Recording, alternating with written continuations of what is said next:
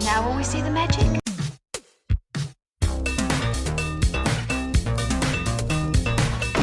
All right, where's Murray? Okay, who is it? This is Jesus, kid. Know then that it is the year 10,191. Yes, we are bored. We're all bored now. Hi, good night. Good night. Hello and welcome to Mary vs. the Movies with your host Mary Jones. And Dennis Ling. And by the power of Grayskull. What? I got the power. Yeah, exactly.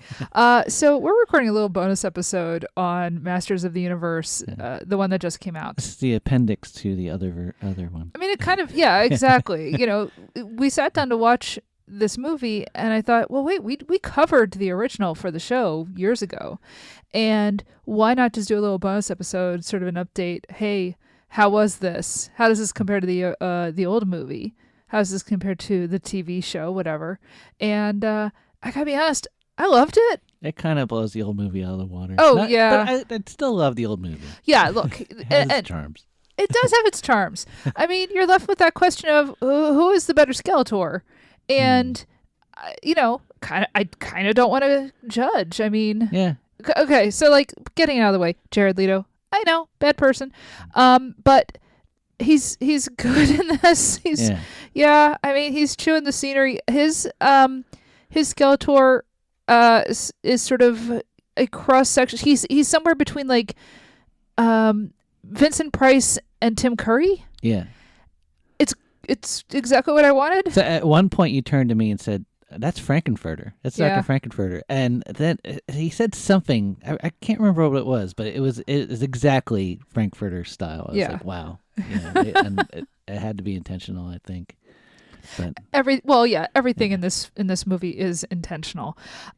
So yeah, the premise is on Eternia, Prince Adam, they are attacked by Skeletor, and he's a little kid, and his father's very hard on him because you have to be a big, strong man, and grow up to fight guys like Skeletor. So don't be a little wimpy boy. And of course, he's like supposed to be 10 or something. He's like a little kid, so he's not even 10. He's probably like 8, and they are attacked, and so the sorceress is able to thrust him to Earth because of course that's where his mother is from, which is canon, by the way. Do you know about that? I think we may have discussed it on a previous on the other episode, but for those who don't remember, Prince Adam's mother was originally an astronaut with NASA, and she went through a wormhole and ended up in Eternia. Wow. Yeah. I forget what episode they reveal that, but that is in the cartoon. I remember that. And of course, my little mind was blown. And of course, then beyond that, that's how you end up with the He-Man She-Ra Christmas special, because his mom is just like, oh, well, back on Earth, we celebrate Christmas. And I kid you not, guys, if you have not watched that in 30, 40 years, probably is 40 years now, if you don't remember, they do allude to Jesus in that episode too, which is insane. It is a bizarre Christmas special. If nothing else, He-Man's a show that goes there. It doesn't care. It's just like, well, yeah. Speaking of going there, look, did this go as full camp as I wanted? No, but it's got about as campy as I think something made by Mattel would probably let it. And Amazon. And Amazon, yeah. I will say, it's hilarious how the opening is set up. It's like this whole long monologue about it, or like he's talking about his childhood and Eternia and all this stuff, and how much he misses it. It turns out it's all a story he's telling to his date. Yeah, he's telling his date. By the way, I'm from a different planet. I lost this sword. I've been searching for this sword for 15 years so I can go back to my home planet. She naturally leaves, right? I mean, come on. So yeah, I mean, look, on Earth, Adam works in the HR department of a company, and so of course his whole thing is solving problems through dialogue and all the rest of that. there is a little joke about how he has his pronouns on his nameplate. It says he, him. And so like some people are kind of like, oh, are they sneering at, pronouns? And I'm like, I don't think you're supposed to take it as sneering at the idea of pronouns. One, He-Man's name is a pronoun. So obviously there's that. But also, like, I don't know, we work at a company where people do put their pronouns in their profiles and everything. So like, it's actually like, yeah, it's a little kind of like, hey, throwing that out there. I don't think it's meant to be mean-spirited. It's funny. Yeah, it's exactly. I don't think it was meant as mean-spirited at all. I mean, this is also something, a movie where there's a lot of women fighting. Yeah. And, I don't know. It's like, I don't think it was like, I don't think anything about gender in here is meant as mean-spirited. But look, if somebody feels differently, push back, but like, I didn't take it that way. Yeah. So, I don't know. So there's a lot of beats in here we've all seen before. There's the Matrix, where Neo's being chased by otherworldly forces, and he's like, I don't know what to do. I'm just a kid. Yeah. There's a lot of Spider-Man vibes, sure, especially with his roommate. Like it's. Oh yeah, that is very Spider-Man. Definitely. And of course, Thor, in that we've got Heimdall as Man-at-Arms. Yeah. Oh, I love Idris Elba in this, though. Yeah, he's great. Look, they know how to use him in this in a way that they don't really use him as Heimdall in the Thor movies. No, Idris Elba is in a good chunk of this, and so he plays Man-at-Arms. And I love him. He's perfect, as sort of like the older mentor figure who kind of falls on hard times because he lets Skeletor, kind of overrun the kingdom, so he feels terrible about it. And so you have like that kind of the old mentor who has fallen by the wayside and become a drunk and has to sober him up again. Like, this movie is nothing but tropes. It's all stuff you've seen before, but I again, this is a movie about toys from when I was a kid, so like I don't care. Like, they use tropes in a way that is fun. The thing is, a lot of movies have tried to do this before, but they try to, I think they're always trying to, like, oh, we'll make it cool. Like Transformers I talked about. Like, it's like, I don't want them to look like, a stupid cartoon. I want to make it look real or something. And what I like about this movie, and I feel like I don't know if I've seen it a lot except in some superhero movies, is that it's like, no, we're leaning all in on what it was. Yeah. Yeah, the movie does not take itself seriously. No. It's like, yeah, look, this is, like based on a cartoon, based on a toy from 40 years ago. And Eternia is like this rainbow rainbow like Garden of Eden place. Exactly. Like, there's colors everywhere. There is rainbows everywhere. Happy Pride Month, everybody. Yeah, I mean, it just doesn't like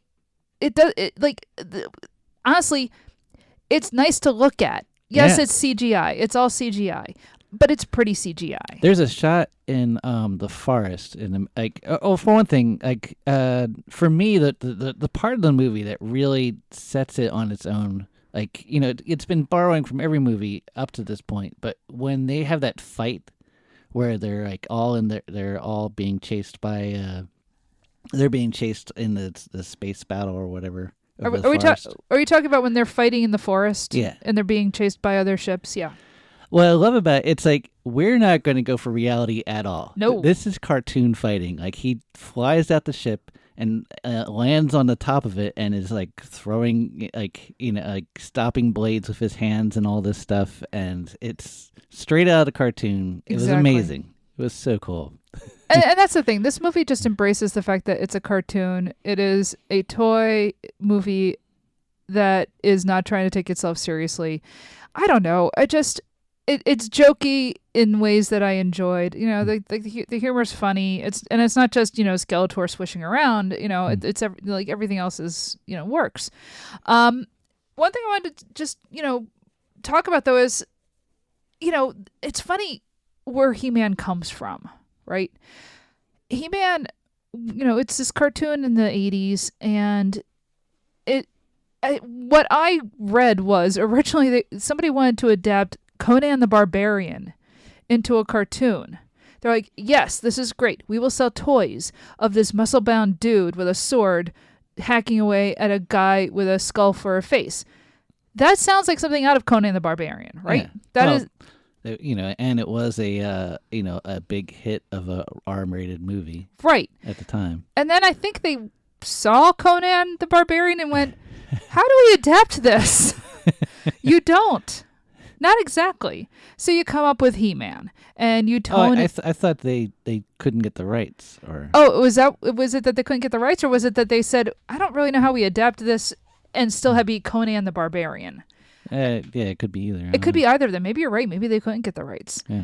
But the original show is this big muscly dude just going around hitting people with a sword, but the thing is, originally it's Conan the Barbarian, right?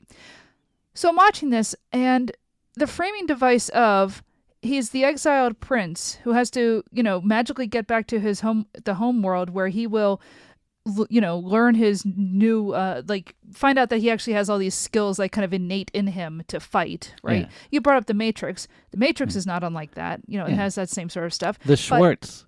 Yes. In Spaceballs. Exactly. It's Star Wars. Yeah. Right? But it's not just Star Wars, I've brought it up before, but it's the Barsoom novels, the Princess of Mars, right? John Carter. Yeah. Right? It's the same sort of thing of you're going to go to an alien home world and you're going to become the champion there. And for him, it's not an alien home world. He is an exiled prince, but, he's lived on Earth in Oklahoma City for 15 years or whatever. So it kind of is now, right? Yeah. And, so on top of all that, it's Flash Gordon, right? So what did they do? All the music, it's Brian May. Yeah. Yeah. They lean into the Flash Gordon-ness of it. He's come a long way from Roadrunner, the first Roadrunner. I mean, Roadrunner, Mad Max movie. Yeah. Wait, did he do the music for Mad Max? Yeah. For the very first one. Oh, I forgot about that. And it's just over the top campiness. I love it, but it's he's definitely developed. Well, yeah, I mean, and he was working with somebody, like there was an actual composer, but then they brought in Brian May and they kind of worked together because they didn't want to just do a He-Man. They also wanted to do Flash Gordon. Mm-hmm. The thing is, because this is made by Mattel and because it's He-Man, it doesn't go for the sex appeal that you get in a Flash Gordon, right? It doesn't quite go there. I don't know. So I was watching The View. I was watching The View recently. So it was on, and I was in the room. Again, I'm glad that you are very secure in your masculinity. That you're like, yes, I want to watch the daytime chat show with all the ladies. Yeah. So anyway, the He-Man came no, on. genuinely, that is you though. But anyway, so they were talking about He-Man. Yeah. So He-Man was on. Oh, the guy who plays him. Yeah, and they showed a shot of He-Man fighting, and the crowd went crazy. Well, yeah. As soon as the muscles were out, like ah. So it was just like that strip club scene in Mr. Mom. Oh, I still don't get the whole. I don't get the strippers thing. Now watching guys fight, I kind of get it. Yeah. But no, I don't get the whole gyrating muscle. No, again, I don't get strip clubs. So yeah, but look.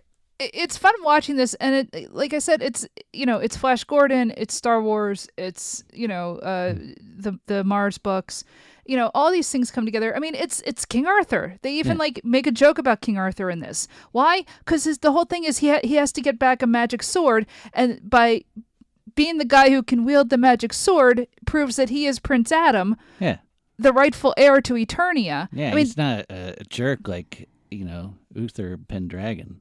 Well, his dad's a bit of a jerk in this. Yeah. Like Uther Pendragon. Yeah. An angry dad, if you will. An angry dad. Yeah, it is an angry dad. So yeah, look. No love triangle though. Like if I felt like stretching it, sure, I could try to stretch this into a King Arthur thing, but no, I mean obviously not, no.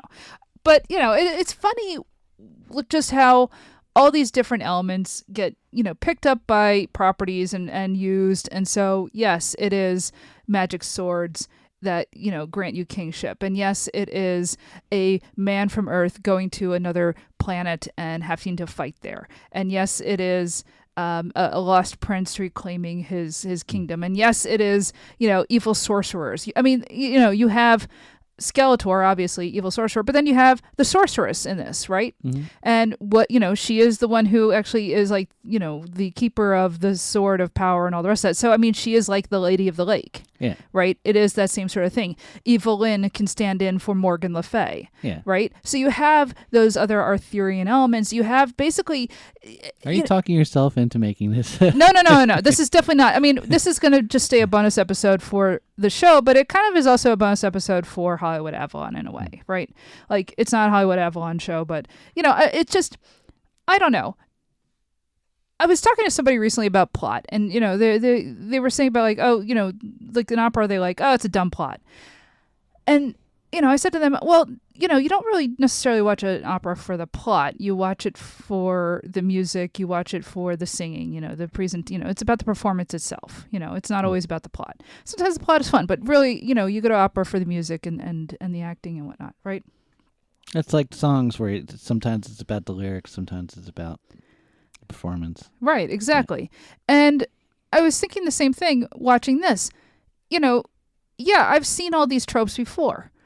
I like the way they're arranged here. Mm-hmm. And that's the reason to watch something like this. Are you going to see something new? Absolutely not. There's nothing new in here. You have seen these beats before, but it's fun. It's a lot of fun. I love Alison Brie in this as Evelyn. I love Idris Elba in this as Man-at-Arms. Jared Leto's really great as Skeletor. Sorry, guys. Like the guy who plays He-Man in this. I don't know that dude. He's fun to watch in this. Yeah. Had a great time. They have a cameo from Dolph Lundgren. That was fun. It's exactly what you want. Yeah. So yeah. Sometimes what you want is big dumb fun. I like the way they took all these pieces of things that I have seen before. And they, like you mentioned the fight with the ships in the middle of the forest. I mean, that's just, Return of the Jedi. It is, but like it's like they went a little further, I think. Like they went more like, like taking action figures and throwing them up in the air, type of thing. Like it was really like beyond, like I don't know. I don't know. I loved what they did there. Mm-hmm. Yeah. And I feel like I had like that was what was new to me, is that they kind of went a step beyond into like cartoonishness. I like the way you put that they basically, a lot of the fights do feel like they're throwing action figures around. Yeah. And I think if this was a movie that was trying to be more than it is, that would be annoying a little bit. But this knows what it is. Yeah. This knows this is a movie made from action figures, and they have fun with names like Fisto. Fisto, Ram Man. Yeah, exactly. Like Beast Man. Yeah. And, Trapjaw and all that stuff, I will say, they do make all these characters look like the toys, more or less. Yeah. Yeah. I mean, it's a lot of CGI and prosthetics, and it's, what? That's what I want. Yeah. I'm fine with it. Look, did I just watch 2 and 15 minute hour, whatever, 2 hour, 15-minute commercial for like toys that I haven't like played with since I was, a child? Sure. I don't care. Yeah. It was a lot of fun. It's kind of a big dumb blockbuster. And I don't know. Like, look, a lot of people would point out maybe Barbie, the last time Mattel made a movie, was a better film. Yeah, because it was directed by Greta Gerwig. Yeah. This is not that, but I had a good time. Now here's the other thing I wanted to say. Some people complain that, or they think that the movie is making fun of conflict resolution being about talking to the person instead of hitting them, and in the end, He-Man just has to like beat the crap out of Skeletor. And so I can understand why people are reacting that way. Is like, is this movie making fun of, not being a big, strong man hitting things? And I think those people maybe didn't watch the cartoon, because when I watched the cartoon as a kid, every goddamn episode ended with here's the lesson of today's episode. And it was like some sort of moral. And it was all about like, how you're supposed to be good to people. And like, it was all like, this is the 1980s. So like a lot of cartoons were forced to do this thing at the end where they had to give a moral. This was the lesson of the show. Yeah. And otherwise it would just be a cartoon of strong man hit things, go boom. Right. Yeah. But every episode was, here's the lesson we learned today. Here's the, like don't do drugs or whatever. And so this movie is basically just doing that, right? This movie is just, and they even, spoiler alert, at the very end of the film, they bring in Orko to tell you what the lesson is.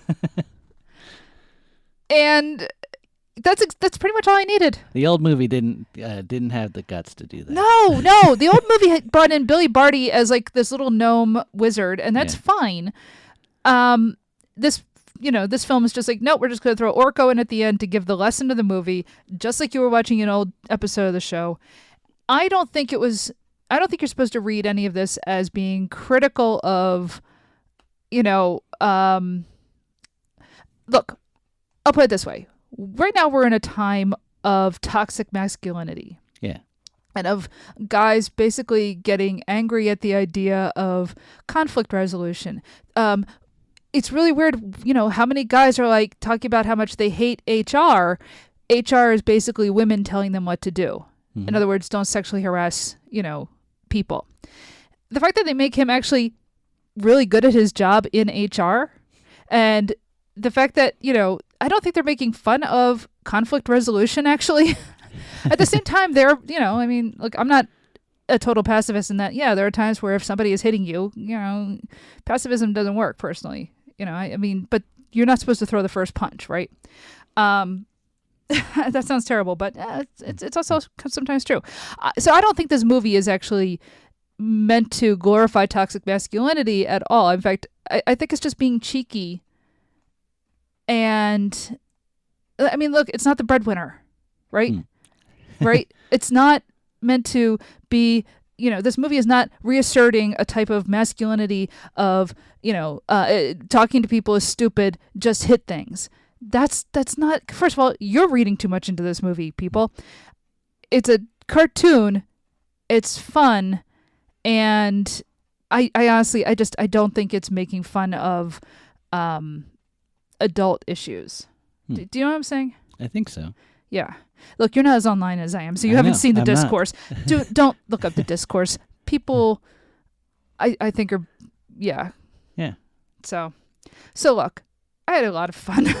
Yeah, it was fun. Like, I don't know. Like, how do you think this ranks compared to the old movie? It's more, I'm thinking about it. When I think about this movie, I think about the trajectory of blockbuster movies, starting with, Iron Man, the original Iron Man, and just how it's kind of taken all of cinema to that. Uh-huh. And how it kind of would keep getting boring, and then something would come along like Winter Soldier, or Guardians of the Galaxy. Yeah, the first one. That kind of, it's like, they did something new. I completely did not expect them to do something new, and it's like it's kind of been kind of these kind of points of heights, and then it kind of goes down, and then heights, and it goes down, like, and so like after Guardians of the Galaxy, I think it was Thor Ragnarok was the next one that kind of was like, oh wow, you could be funny again. Yeah, you could actually have a good time doing this. Yeah. And then Wonder Woman, the first Wonder Woman. Yeah, the first one I liked. Yeah. And then recently the latest Superman, which I think has a lot, like the vibes of that Superman is a lot like this. And then we saw the Supergirl trailer, which also looks like it'd be fun. But I think you're right to think of the latest Superman as being kind of not dissimilar. Like it feels like in these two moments, like Superman and this, like they've figured something out about how to make this formula interesting again for a while. Yeah. Now, I will say, I don't think this movie's going to appeal to anybody who isn't at least 40. Yeah. Right? Like, this is very much geared towards people. I'm curious. I don't know. Yeah. Well, I don't know. Yeah, I mean, like people liked the Superman movie. True, but Superman has never really gone away. He-Man, there have been a couple of reboots, but I don't know if people, were clamoring for a He-Man movie who aren't, say, in their 40s or 50s. No, 40s. We'll say 40s. And grew up with, like, He-Man toys. Yeah, because like for me, like I didn't grow up. I mean, you were too old. I was too old for it. So like, but I appreciate it. I appreciate just how close it looked. Like it did feel like something new for a bit there. Yeah. Like there's this one shot of him in the mist, and everything's pink and purple, and it just looked like it almost looked like a shot from the show. Like I could see how Hanna-Barbera would illustrate that or whatever. No, it wasn't Hanna-Barbera. It was Filmation, I think. Okay. Yeah. So yeah. Oh, you bring up Rainbow. This film is, again, when I say this is geared specific to people in their 40s, I'm also thinking about the fact that it incorporates memes. Very old memes. Do you know why they were playing the song "What's Up? What's Going On"? The Four Non Blondes song.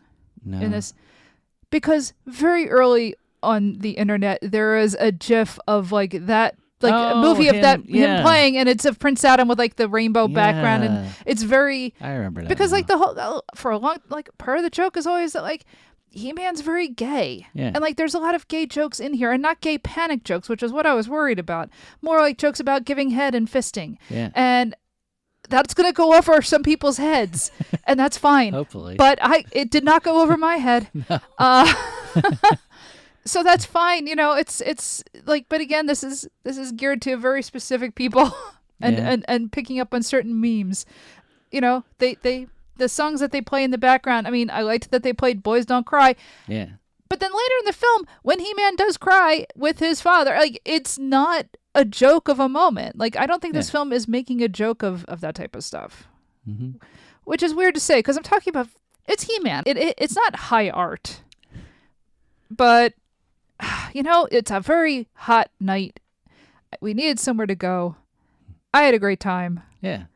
And I think that just about does it. So it was done well. It was done well. Yeah. So for what it was. I don't know. Until next time, I have the power. You can have it.